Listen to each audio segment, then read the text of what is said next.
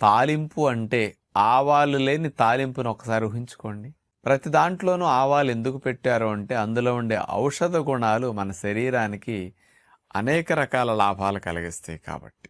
అలాంటి ఆవాల్ని కాస్త గానుగాడించి కూడా ఆయిల్ తీస్తే ఆవ నూనె మనకు లభిస్తూ ఉంటుంది. మార్కెట్లో దొరికే ఆయిల్స్ అన్నీ రిఫైన్డ్ ఆయిల్స్ కాబట్టి ఈ ఆవ నూనె కూడా రిఫైన్ చేయటం వల్ల కాస్త కల్తీ ఆయిల్స్ అట్లా ఉంటాయి. కానీ అలాంటి ఆయిల్ వల్ల మీకు మెడిసినల్ ప్రాపర్టీస్ పోతాయి. వంటకు ఆయిల్ వాడొద్దని మనం చెప్తుంటాం. కానీ మీరు ఒరిజినల్ ఆవ నూనె తయారు చేసుకుని కనుక పెట్టుకుంటే మీకు చాలా చాలా లాభాలు కలిగిస్తుంది.